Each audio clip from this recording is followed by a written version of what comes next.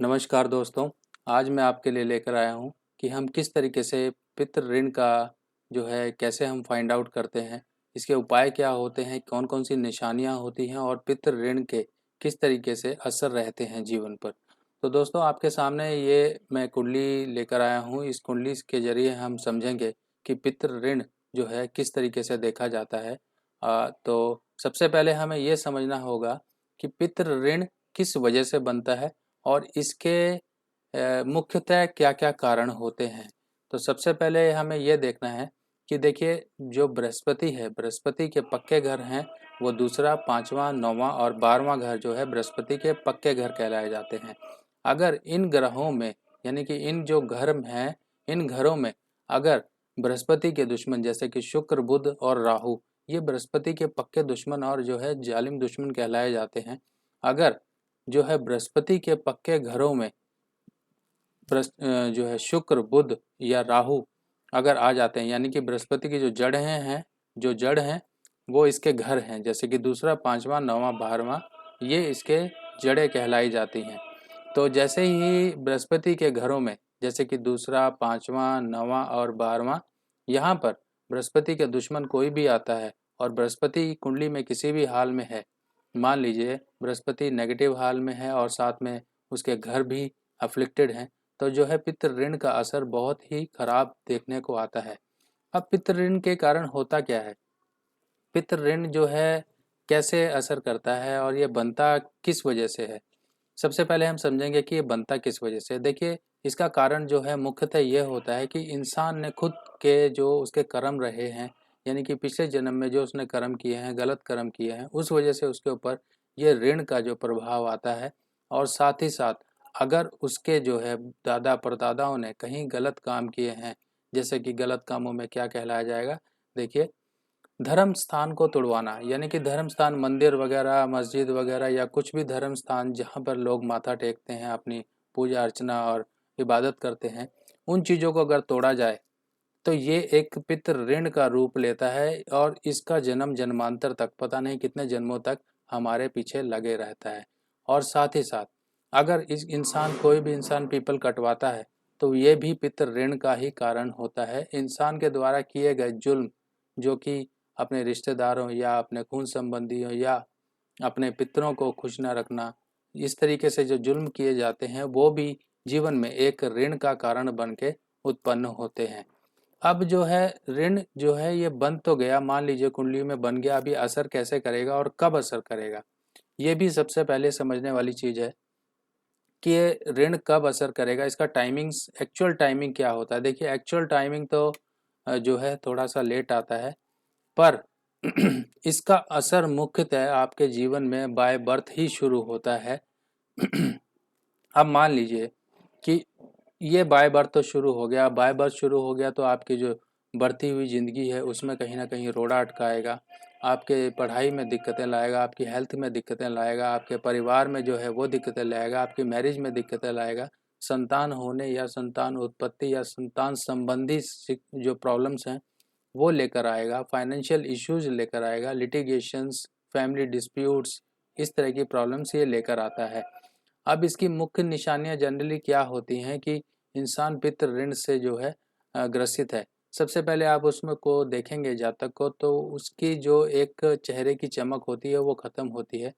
इंसान जो है प्रॉपर हाइजीन मेंटेन नहीं करता है, उसकी जो जुबान है वो लड़खड़ाती है, उसके जो बाल हैं वो सही तरीके से एक प्रॉपरली अरेंजमेंट में नहीं होते हैं।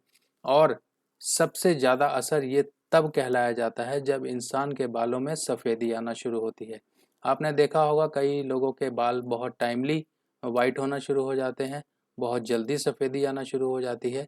ये भी पितृ जो दोष का है एक लक्षण होता है। अब जो है पितृ दोष हम यहाँ पर देखेंगे इस कुंडली में कि इस कुंडली में ये पितृ दोष बना है और इसके साथ साथ इस पितृ दोष के बनने के पीछे कारण क्या क्या हैं। अब यहाँ पे देखिए कि बृहस्पति यहाँ पे दूसरे घर में है, यहाँ पर राहु भी दूसरे घर में है और 9वें घर में यहाँ पर जो है बुध भी है। तो बुध के साथ सूर्य है, पर हम जो हमारा मेन टारगेट है वो देखना है कि बुध है यहाँ पर। अब देखिए यहाँ पे कंडीशन सारी फुलफिल हो रही हैं कि जो बृहस्पति के पक्के घर हैं, दूसरा, पांचवा, नौवां और 12वां, वहाँ पर जो है बृहस्पति के दुश्मन होने चाहिए, जैसे कि शुक्र, बुध और राहु। यहाँ पर बुध भी है और राहु भी है, क्योंकि बुध यहाँ पे 9वें घर में है, राहु यहाँ पे दूसरे घर में है। साथ ही साथ बृहस्पति को भी खराब किया जा रहा है राहु के द्वारा।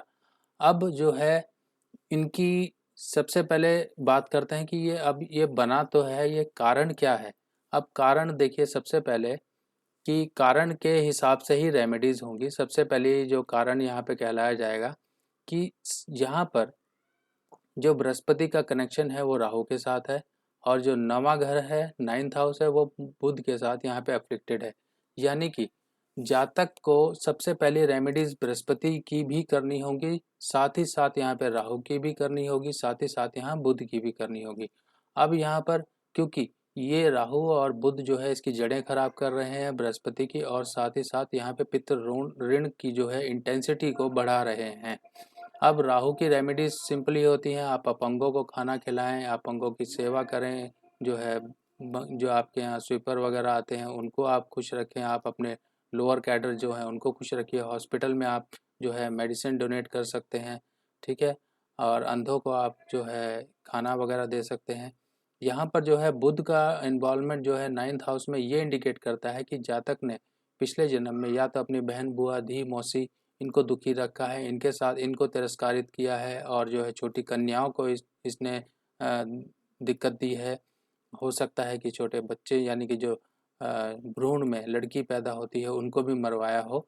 तो ये कारण यहाँ पे बनते हैं। मान लीजिए अब इनके अलावा यहाँ पे केतु होता, केतु कारण बनता पितृ ऋण का, तो हम साथ ही केतु की भी रेमेडी करते। केतु की रेमेडीज क्या होती हैं?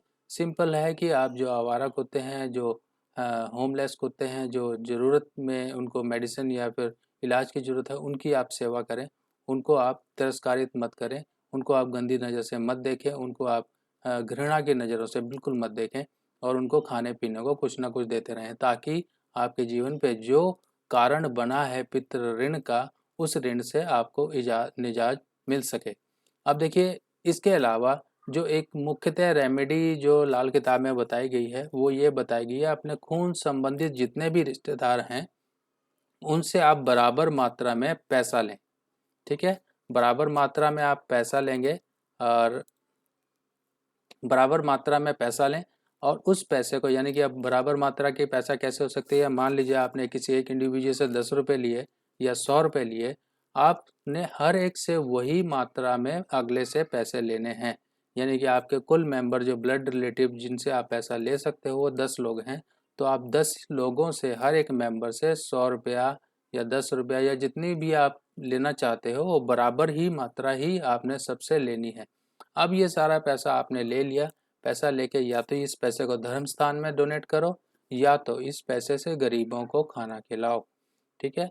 ये रेमेडीज भी सबसे पहले आपको करनी है। उसके साथ साथ वो जो आपको रेमेडीज बताई गई हैं, जो ग्रह कारण बन रहा है पितृदोष का, उसका भी आपको साथ ही साथ उपाय करना है। उसका उपाय आप परमानेंट रूटीनली करेंगे, मगर ये उपाय आपको एक बार करना है, ठीक है।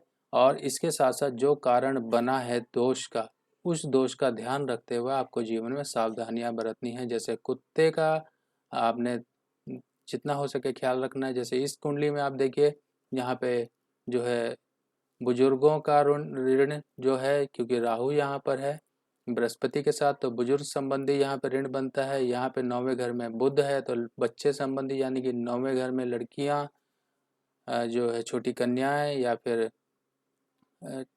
जो है जब बच्चा होने वाला होता है तब ये लिंग परीक्षण करवा के उनका मिसकैरेजेस करवाते हैं। ये सब चीज़ों से आपको बचना होगा। अगर आप ये सब करेंगे तो कोई भी रेमेडी आप करें, आपके जीवन पे कभी भी कोई असर नहीं होगा। तो फ्रेंड्स, यही रेमेडीज़ हैं, यही सब कुछ है। ये जीवन में जो है इंसान के जब कोई भी दोष होता है तो जीवन में कभी भी सक्सेस नहीं मिलती है। जीवन कहीं ना कहीं परेशानियों में घिरा ही रहता है, चाहे वो जितना मर्जी कर ले, पर एक जीवन भिखारी से भी बदतर होता है, ठीक है। फाइनेंस की प्रॉब्लम रहेगी, हेल्थ की प्रॉब्लम्स रहेगी, आपके खून के संबंधी रिश्तेदार आपसे धोखा करेंगे, आप लिटिगेशन या कोर्ट कचहरी कानूनी झंझटों में पड़ेंगे, आपकी बीमारी, सेहत संबंधी चीज़ें खराब रहेंगी, आपको संतान का सुख नहीं मिलेगा, आपको मैरिड लाइफ का सुख नहीं मिलेगा।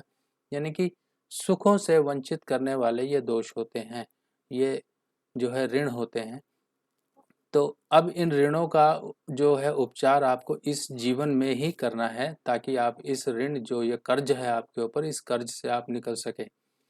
और इसके साथ साथ मैं आपको बताना चाहूँगा कि लाल किताब में कई सारे ऋण बताए गए हैं, जैसे धी का ऋण और भाइयों का ऋण, जालिमाना ऋण, प्रकृति ऋण, ठीक है। इस तरह से कई ऋण हैं।